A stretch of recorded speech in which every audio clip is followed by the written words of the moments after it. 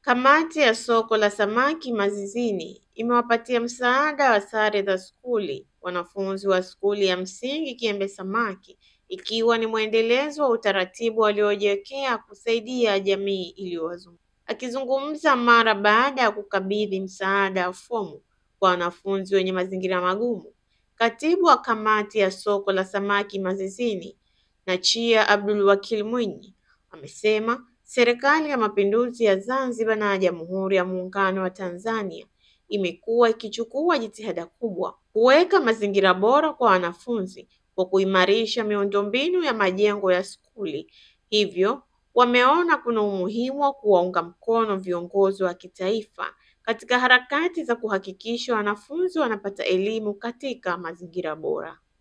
Soko hili ni la wananchi wa shehia mbili, shehia ya Ambweni na shehia ya Kiembe Samaki.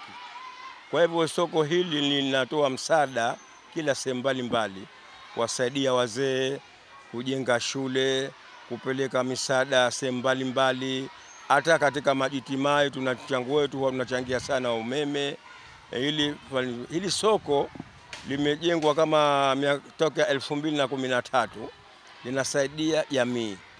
Na hili soko tunashukuru marais waliopita, alifungua mwenyewe Rais Sheni, na msaada huu ulitoka TASAF, unajulikana ni unatokea Tanzania bara.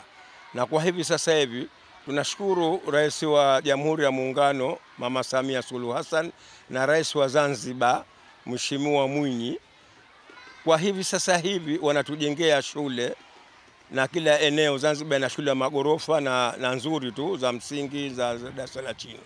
Baadhi ya walimu wa skuli ya Kiembe Samaki msingi na wanafunzi waliopatiwa msaada huu wameiomba kamati hiyo kuendeleza utamaduni waliojiwekea wa kusaidia makundi mbalimbali katika jamii.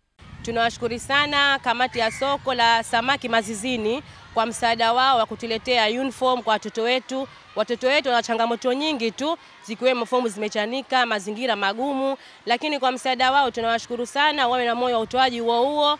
Hili ni jambo kubwa sana, na kwa msaada wao huu tunategemea kwamba wanafunzi watahamasika sana, wataendelea kuwa na ari katika kujifunza na itawasaidia sana.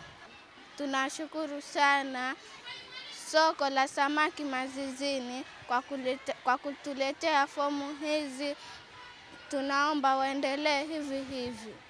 Na nawashukuru sana soko la samaki kwa kutoa msaada wa fomu kwa wanafunzi wasiojiweza.